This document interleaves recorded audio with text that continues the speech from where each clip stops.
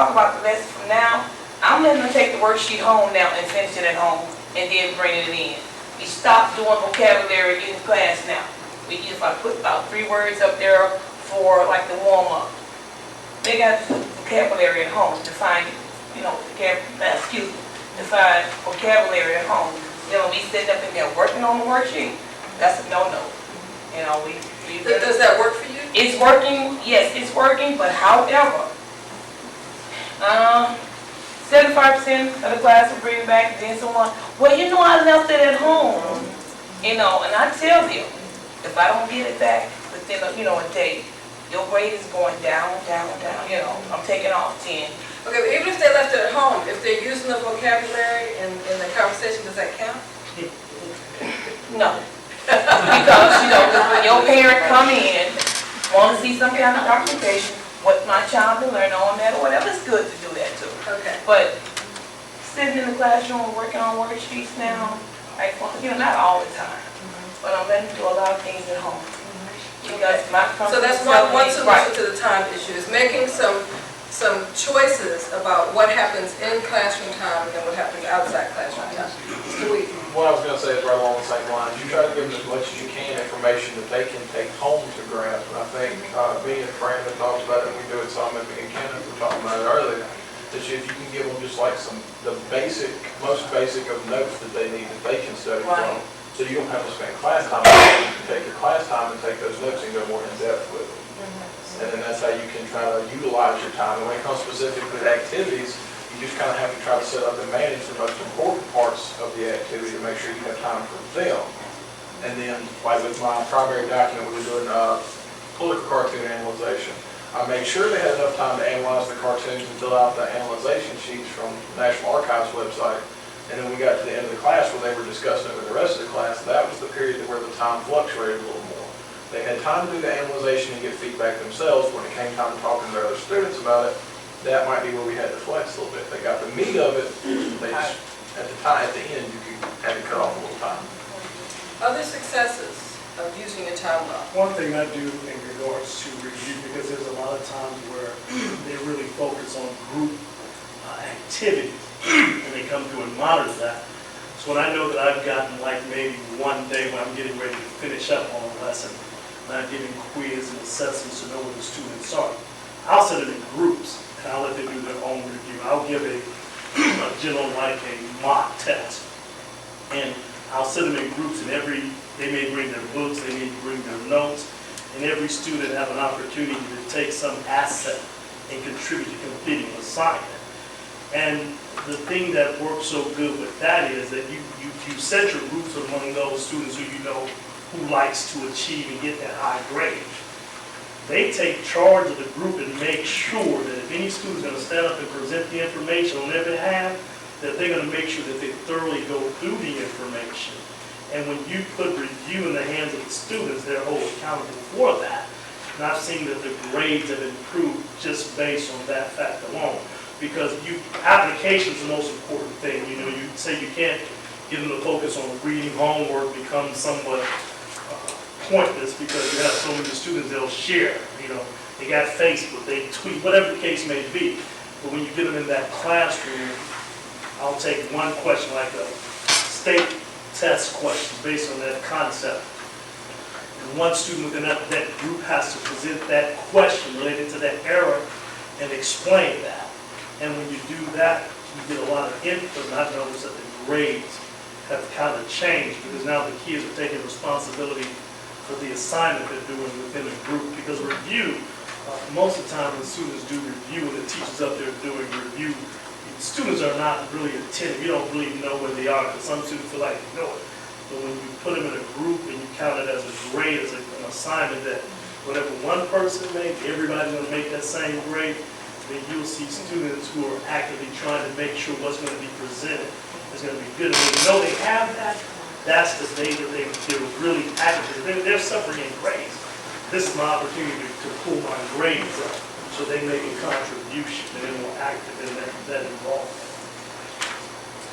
I want to challenge you on something. Okay, I want you to think about an activity that is very, very common to be done in gifted classes. In gifted classes, they will teach students Bloom's taxonomy, different levels of questioning. And so you begin the school year teaching them that. Where do you have that handout, Dr. Bloom? You teach students what different levels of questioning are. Because actually, you want to pass those out? Actually, what happens is it's a scaffolding for their understanding. And so that at the end, when you go do your review, you have those students in those different groups to come back and build good questions using Bloom's taxonomy. And what you're doing is that you're actually also creating critical thinking skills about that. And so as they build and think about what the questions could be along the topics, another thing you'd have to do for this to be successful is you're going to have to identify what you want students to learn, the topics that they're supposed to be learning those about. So you're teaching them to ask good questions all the way through, and it's going to help them for being able to analyze questions as to what's actually being done, to dig deeper down into the topics, and we get to talk about the topics again. Because one of the things that you want them to do for learning is you want them to engage with that topic, the material. And so here's another way to get them to do that. And it takes your review process to a whole new level. And one thing that I do, before I start each section, the students keep a history notebook. And before we start a section, I'll do questions in the form of the objective. One question may be evaluate the 18th Amendment as being a document that represents the Constitution being a living document. So they'll write down at the very beginning before we even start on something what they're going to be looking at that chapter along with the objective. So I have my objective, new state standards posted on the wall. So whenever I cover each one of those things, I explain the objective, not in the context of the subject, but the concept that relates to no matter where you deal with an amendment to the Constitution, this refers to Sort of like an enduring understanding. right. So, and I think that follows through because with the way the lessons are set up, they're going to see those objectives throughout that lesson. Okay. Real quick before we have a break. Okay. Wanted to deal with this question of coverage, quantity versus quality. So I think, Dee, I heard you say this regarding, you teach world history too, right? Okay. So I heard Dee say this. I know this is true for Coach Johns. I'm sure it's true for others. You have the luxury and the blessing, perhaps, of being able to teach both U.S. history and another course where you have a lot more flexibility, a lot more time, and a lot fewer pressures to get through the information. And you discover in your world history course or your local culture course that you can go deep, really deep, around some U.S. history stuff. And the kids say, I learned more about U.S. history from this class than I do from the U.S. history class. All right? That happens in my government.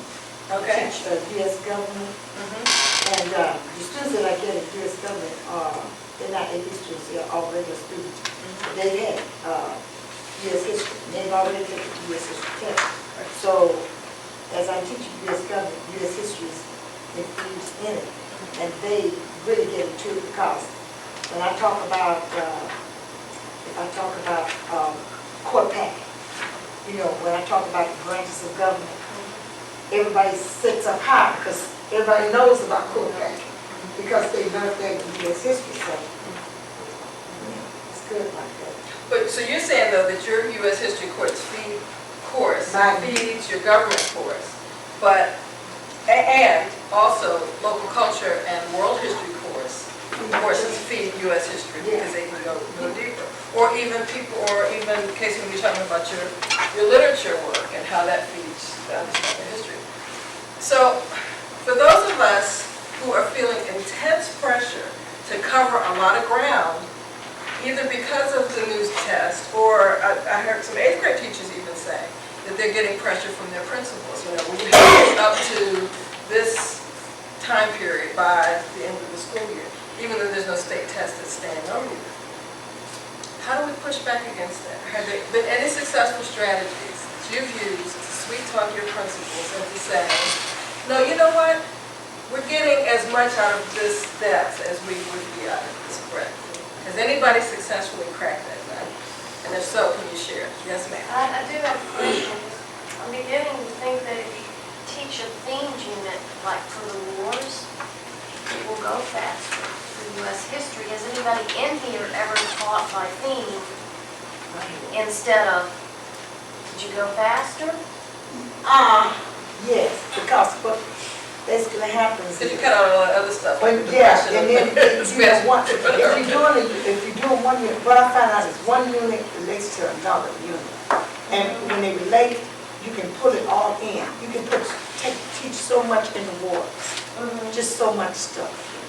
And so, you know, every concept that will lend itself, that's on down the road in the curriculum, that I can pull from way back and put into the world history. Well, when I get to that part, I can go fast because they already know the concept. It was built in the wars. You know, so yes, the things. I do the things. I do packets, so my packets are all things. You know, the Gilded Age. The whole thing is in packets. And so I deal with it like that. Anybody else? Even if it's not like a really big frontal assault on this whole concept of coverage, have you chipped away at it in some way that you're proud of and you think can be useful to other teachers? One thing that has helped me, I just provide information. I give the student everything that they're possibly seeing. Every